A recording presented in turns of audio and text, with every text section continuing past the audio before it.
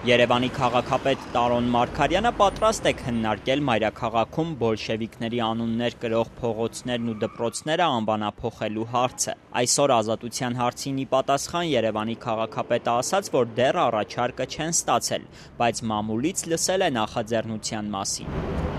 Մի հատ առաջարկները հասկանանք, հետո մենք մեր կարծիքը կհայտնենք անպայման։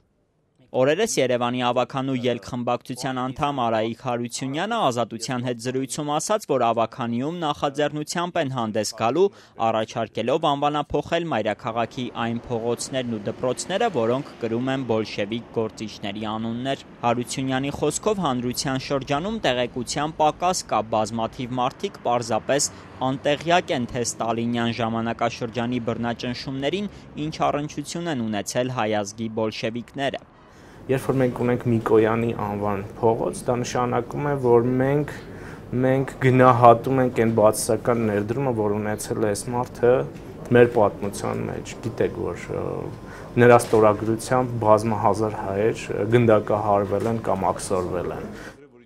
1992-ից 96 թվականներին Երևանի քաղաքապետ Վահագն Խաչատրյանը հիշեցնում է, որ հենց իր ղեկավարման տարիներին են Երևանում հիմնական փողոցները անվանափոխվել։ Այն ժամանակ հատուկ հանձնաժողով էր ստեղծվել, որը ըստ Խաչատրյանի մանրամասն ուսումնասիրում էր, թե փողոցները ում անուններով են եւ ինչ են արել նրանք հայերի համար։ Նախկին քաղաքապետը կարծում է, որ հիմա էլ է պետք նույն կերպ վարվել։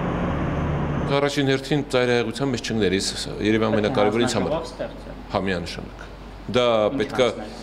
կազմված լինի եւ ավականու ներկայացուցիչներից եւ պետք է լինեն իհարկե գիտական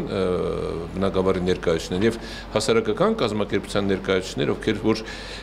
ինչ որ առնչություն են ունեցել եւ իհարկե լրագրողական աշխարհի նաեւ հայտնի մարդիկ, այն մարդիկ, ովքեր որ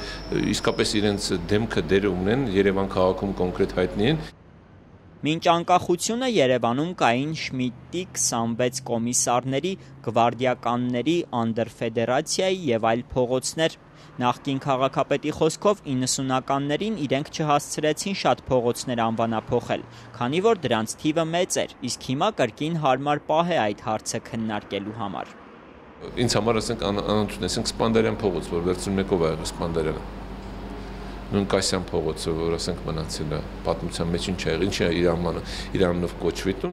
Երևանի նախկին քաղաքապետը շատ կարևոր է համարում նաև հարցնել երևանցիների կարծիքը, քանի որ օրինակ 90-ականներին իրենք Բաքվի 26 կոմիսարներից մեկի Արսեն Ամիրյանի անունը կրող փողոցը վերանվանել էին Վռամշապուհ արքայի փողոց, բայց հետո հասկացան, որ մարդկանց կիրառության համար Ամիրյան անվանումը ավելի հարմար էր, եւ փողոցին վերադարձրեցին հին անունը։ Խաչատրյանը նաև խորհուրդ է տալիս լուրջ ուսումնասիրել կենսագրությունները եւ չշտապել փողոցները եւ դպրոցները անվանափոխելու հարցում։ Ժամանակ դեռ կա, ասում է նա։